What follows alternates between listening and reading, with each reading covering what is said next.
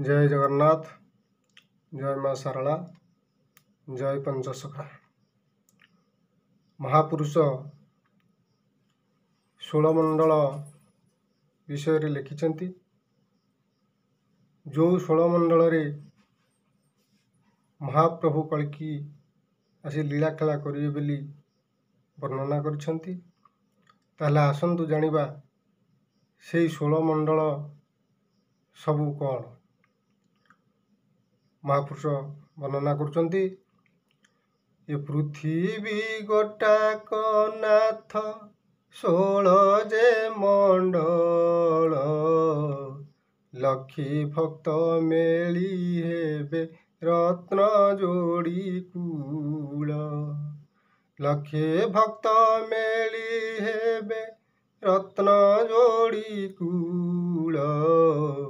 लक्षे भक्त मेली हेबे रत्न जोड़ी कूल। महापुरुष कहउचंती लक्षे भक्त मेली हेबे रत्न जोड़ी कूल। रत्न जोड़ी कूल रे लक्षे भक्त मेली हेबे। ताहले से 16 मंडल सब कौन आसंतु जानिबा।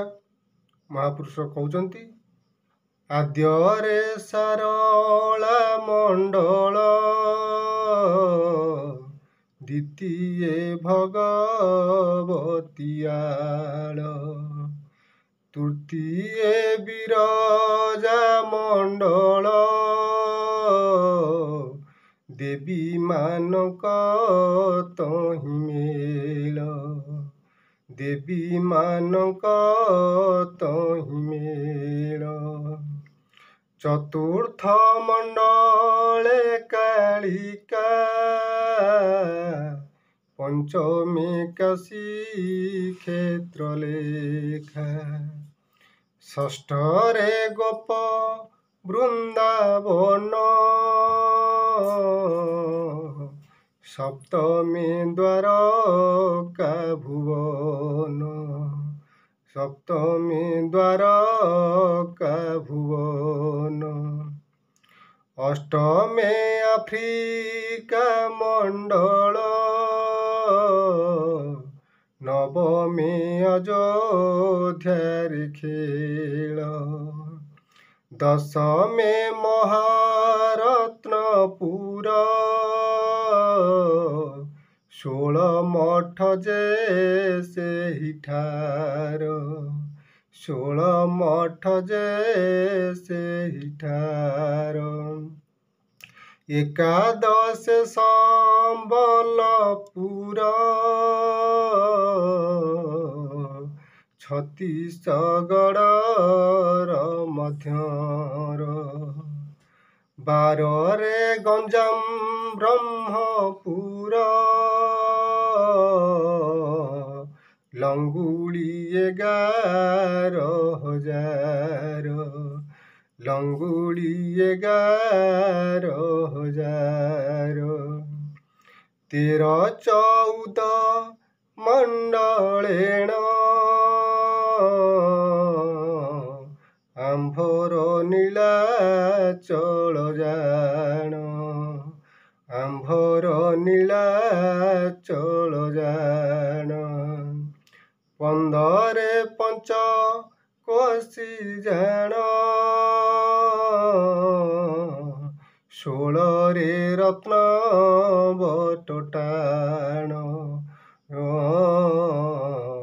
16 रत्न बटटाण।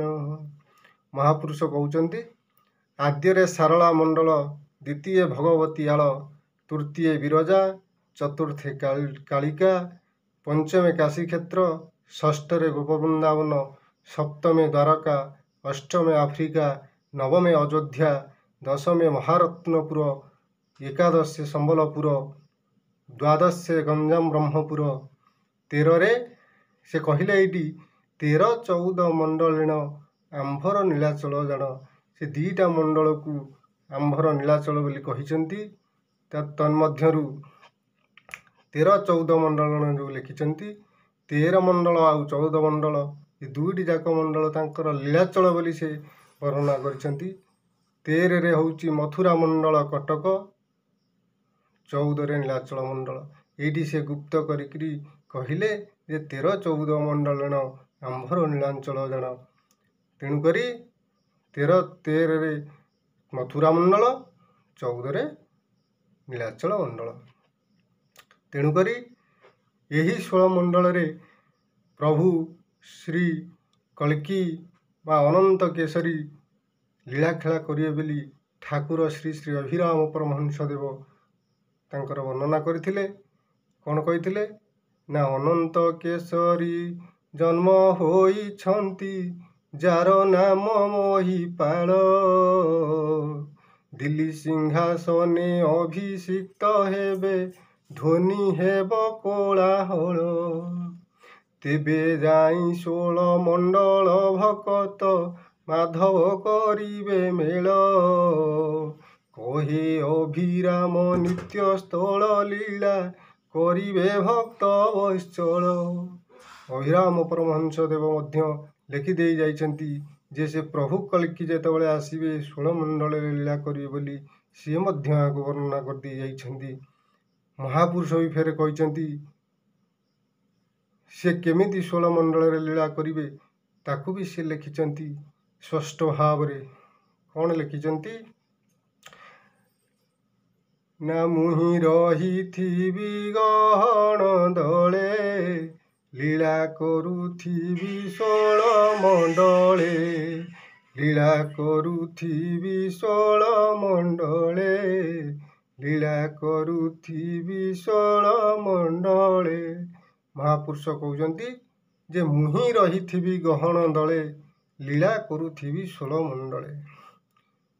ଗହଣ ଦଳ ହେଉଛି ମହାପ୍ରଭୁ ଶ୍ରୀ ଜଗନ୍ନାଥଙ୍କ ଦଳ ବା ମହାପୁରୁଷ ଶ୍ରୀ ଅଚ୍ୟୁତାନନ୍ଦ ଦାସଙ୍କର ଦଳ।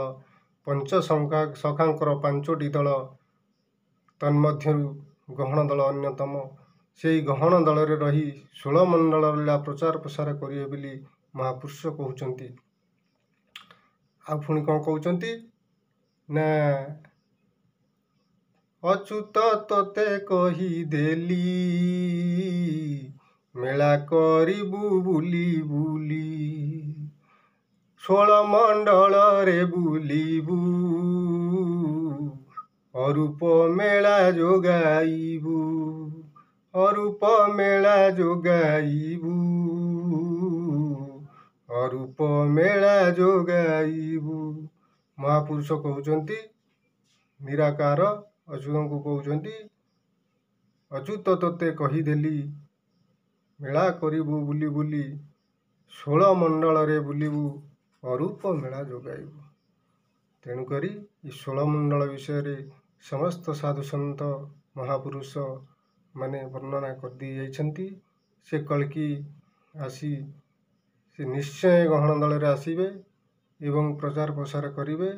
ଏଇଟା ମହାପୁରୁଷମାନଙ୍କର ସୁସିଦ୍ଧବାଣୀ, ସିଦ୍ଧବାଣୀ, ସିଦ୍ଧବାଣୀ।